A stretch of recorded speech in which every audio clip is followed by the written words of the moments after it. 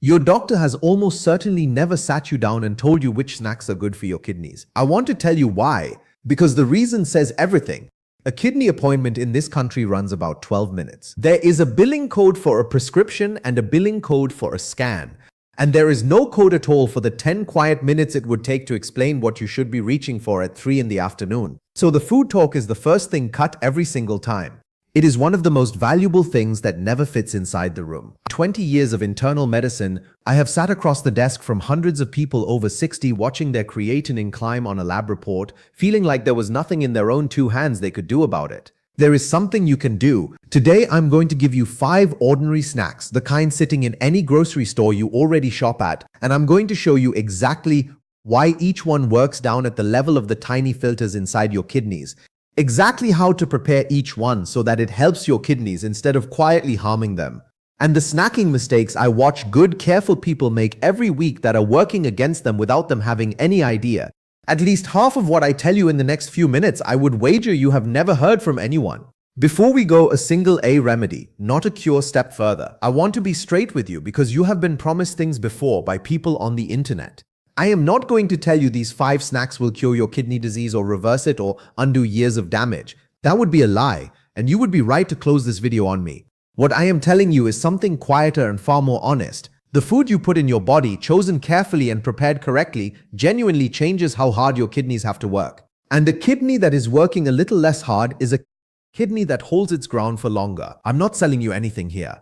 This is physiology, and it is backed by the kidney specialists at the National Institutes of Health and the kidney diet guidance from the Mayo Clinic and the Cleveland Clinic. Let me tell you who I'm talking to. If your last lab showed a creatinine creeping up past 1.2 or 1.5 or higher, if a doctor has said the word stage 3 to you, maybe even stage 4, if you are getting up 2, 3, 4 times a night to use the bathroom and you have started to dread it, you are exactly the person I made this for. And the plan is simple, so you know it's worth staying to the end. First, I'll show you in about 90 seconds what creatinine actually is and why that number climbs. Because once you understand that, every one of these 5 snacks will make complete sense. Then we go snack by snack. By the end, you will know which 5 to buy this week, how to prepare each one so it works for your kidneys and not against them, and you'll understand your own lab report better, what creatinine actually is than you ever have. Let me give you the 90 seconds almost nobody gives you. Creatinine is a waste product. Every time your muscles do their job, they burn a fuel called creatine for energy. And creatinine is the leftover waste from that process. It rides around in your blood until your kidneys strain it out and send it down into your urine. So in a healthy body, creatinine is made all day and cleared all day, and the level in your blood stays low and steady. Now, your kidneys do that straining through about 1 million microscopic filters each, and those filters have a name worth knowing: nephrons. When the nephrons are damaged by years of high blood sugar, by blood pressure that ran too high for too long, by the slow grind of chronic kidney disease, that straining slows down. The creatinine you're making no longer gets cleared as fast as it's produced, so it backs up in the blood. And that is the moment your lab report starts showing 1.5, 1.8, 2.0 climbing. Now hold on, because here is the part that changes everything for you. That number is not only a measure of how broken the filters are, it also responds to 2 things you have your hands on every day. 1, how much waste you are asking your kidneys to clear in the first place. 2, how much ongoing damage the filters are taking from inflammation and from the blood vessels that feed them.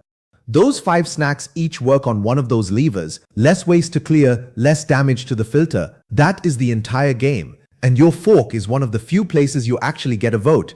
The first snack is snack 1-1. I recommend to nearly every kidney patient I see, and when I ask whether they eat them, almost all of them say no. Red grapes, and I can already hear the objection because I hear it in the exam room every week. Doctor, grapes are sugar and I'm watching my blood sugar. Stay with me because the answer is more interesting than a flat yes or no. Red grapes carry a compound called resveratrol.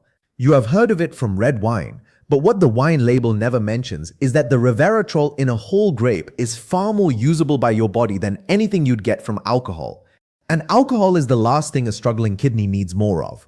What resveratrol does inside the kidney is calm down oxidative stress, which is the cellular wear and tear caused by unstable molecules called free radicals in a damaged kidney. That wear runs faster than it should, and it scars the nephrons a little more each year. Resveratrol acts as an antioxidant, settling that process down. The grape skin adds a second layer, a group of flavonoids with the names creatinine and anthocyanins, the same pigments that make the skin deep red and purple. And early research connects them to less protein leaking into the urine. If you've been told there's protein in your urine, or you've noticed your urine looking foamy in the bowl, that foam is protein your filters are letting slip through when they shouldn't. Then there's the piece that matters most for a kidney, the one those wine articles skip entirely. Red grapes are low in potassium. A half-cup serving holds only about 88 milligrams. Compare that to a single banana, which carries over 400. For anyone in stage 3 or stage 4, that gap is the whole ball game, because damaged kidneys struggle to clear extra potassium. And potassium climbing too high in the blood can throw off your heart's rhythm. So a fruit that is genuinely sweet and satisfying and still kind to your potassium is rare and worth knowing about. Now, how to eat them so they help? Fresh and whole, washed well, kept in the fridge. A half cup, which is around 15 to 20 grapes in the mid-morning or mid-afternoon. And here's the tip I give my own patients that almost no one teaches. Pair that half cup with a long. The protein slows how fast the natural sugar hits your blood, so you get the resveratrol without the spike. 2 mistakes to avoid. Do not drink grape juice instead, because juicing strips the fiber and concentrates the sugar into something your blood sugar will hate. And do not reach for raisins, because drying grapes into raisins concentrates the potassium dramatically, up around 750 milligrams in a 4-cup, which takes a kidney-friendly food and turns it into a kidney problem. Fresh red grapes, not green, which carry far less of the good pigments. The color is the medicine. Has snack too. A doctor ever told you to cut back on protein because of your kidneys? If so, I want you to hear this next part very carefully, because getting it wrong cuts both ways. Too much of the wrong protein overworks a failing kidney. Too little protein of any kind, and you start wasting away the muscle that keeps you upright and out of a fall. The second snack threads that needle, and it's cooked egg whites. Here's why egg whites are almost in a class of their own for someone over 60 with kidney trouble. When your body breaks down protein, it leaves behind waste. And one of those wastes is urea, which shows up on your labs as BUN, blood urea nitrogen. A kidney that's already behind has to work harder to clear that urea. The old advice was simply to slash all protein to take the load off. But that advice quietly created a second disaster, because people over 60 are already losing muscle every year to a process called sarcopenia, the steady age-related thinning of muscle. And the twist here catches even some doctors. When you lose muscle, your creatinine can actually read worse, because muscle is where creatinine comes from in the first place. And a frail body that's prone to falling is in far more danger than the lab number alone suggests. So the smart move was choose a protein your body uses almost completely. One that leaves very little waste behind. That is exactly what an egg white is. Egg whites carry what's called the highest biological value of any protein you can eat. In plain terms, your body uses almost all of it and leaves behind very little waste for your kidneys to mop up. Less leftover waste means less strain. And for someone whose bun is already up, that's real relief. And there's a bonus that matters in stage 3 and 4. The white of the egg is almost entirely free of phosphorus, a mineral that damaged kidneys can't clear well and that builds up to weaken bones and stiffen blood vessels. Nearly all of an egg's phosphorus lives in the yolk, so when you eat the white and leave the yolk, you get top-quality protein with almost none of the phosphorus burden. To prepare them, scramble 2 or 3 egg whites in a touch of olive oil, no salt, with fresh herbs like chives or parsley for flavor, or hard-boiled eggs, and simply lift out the yolks. If you buy the cartons of liquid whites, read the label like a hawk, because some brands add sodium and you want one under about 100 milligrams a serving. The single biggest mistake I see is eating one lonely egg white and calling it a snack. For holding on to muscle, you want roughly 10 to 15 grams of protein at a sitting, which is about 3 to 4 whites. And one honest caution, if you are in advanced kidney disease, stage 4 heading toward 5, your protein needs get individual. So settle the exact amount with your own kidney doctor. For most of you earlier in this, smart protein like this is a gift, not a threat. This third one is snack 3, going to surprise you, and it surprised half my colleagues too. Potatoes. The very food nearly every kidney diet sheet in America tells you to cross off the list. I'm going to tell you to put it back on. And the reason comes down to one preparation trick that has been sitting in the kidney textbooks for decades and almost never makes it out to actual patients. The reason potatoes get banned is potassium, and potatoes do carry a lot of it. But potassium has a property most people never learn. It dissolves in water, It is water soluble, which means you can physically pull a large share of it out of the potato before you ever eat it using a method renal dietitians call leaching. Here's how it works. Peel your potatoes. Slice them thin, about 1/8 of an inch, because the thinner the slice, the more surface area touches the water.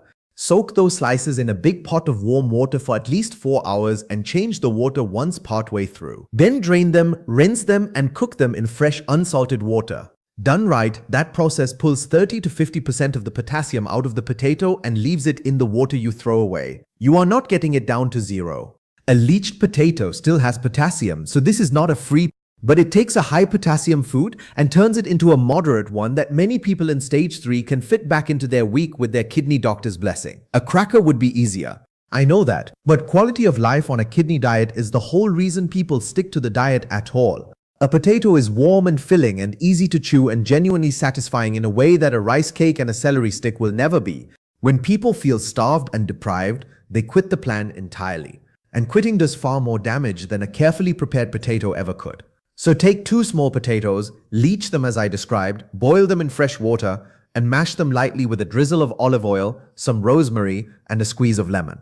Portion about 1/2 cup. 2 mistakes here, and they're big ones. First, do not microwave the potato thinking it's the same thing. Microwaving cooks it, but does no leaching at all. The potassium stays longed inside.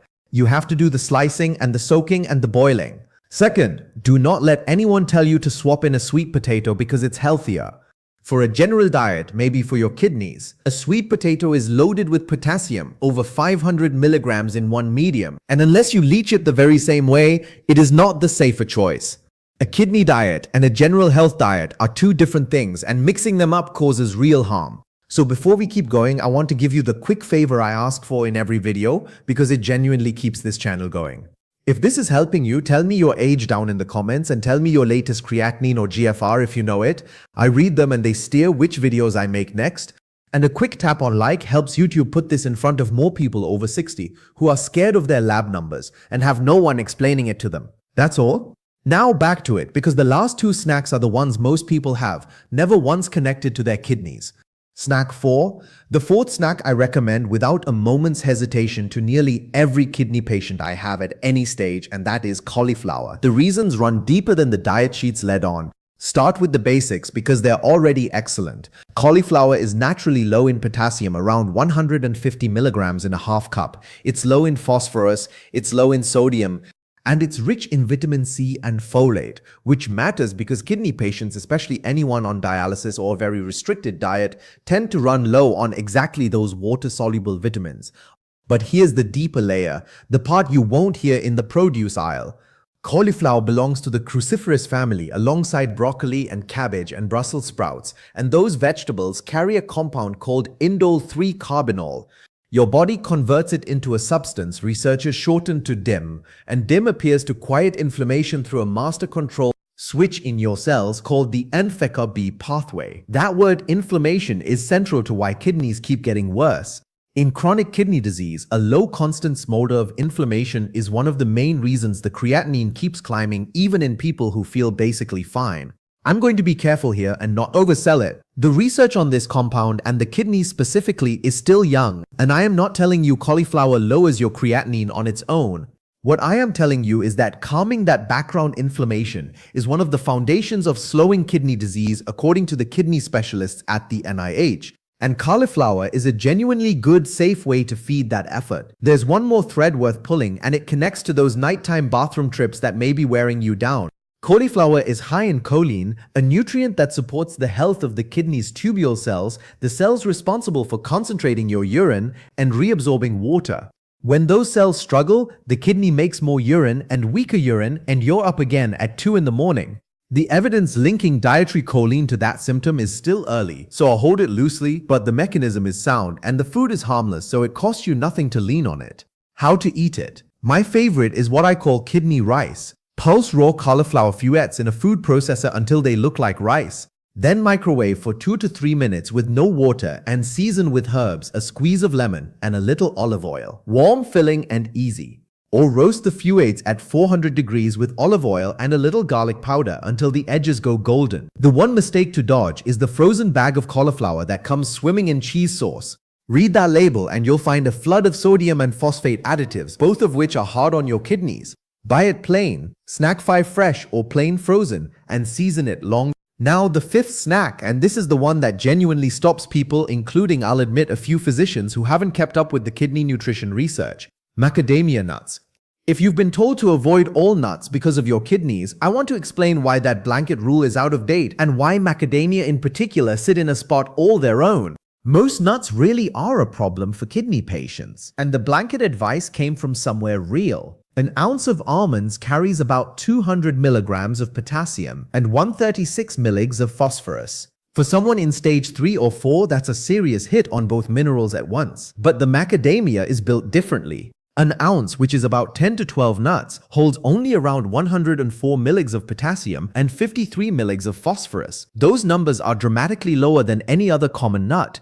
And they change a macadamia from a food to avoid into a food you can actually enjoy. And it brings something your kidneys quietly need. Macadamia are rich in monounsaturated fat, specifically oleic acid, the same heart-friendly fat that makes olive oil good for you. That matters for your kidneys, not only your heart, because kidney disease and heart disease travel together. The kidney specialist at the NIH and the heart specialist at the American Heart Association both make the same hard point. A person with chronic kidney disease is far more likely to die from a heart event than from kidney failure itself. The same inflammation and the same vessel damage that wreck kidneys also wreck the arteries. Monounsaturated fats help lower the harmful LDL cholesterol and improve the health of the lining of your blood vessels. And healthier vessels mean better blood flow into the kidney, which is exactly what your filters need to keep doing their work. There's also early research suggesting these good fats may help protect the filter against that protein leakage we talked about, while diets heavy in the wrong saturated fats may worsen it. I'll hold that one loosely too, but the direction is consistent and the food is sound. Macadamia are also one of the few genuinely satisfying crunchy snacks for someone managing both kidney trouble and blood sugar, because they barely move your glucose at all. To eat them right, portion control is everything, because they are calorie debts. 1 ounce, 10 to 12 nuts, and no more. Buy them raw and unsalted. Or if you can only find roasted, get dry roasted with no oil and no salt. Skip anything with caramel or chocolate or flavoring which sneak in sugar and sodium and phosphate additives.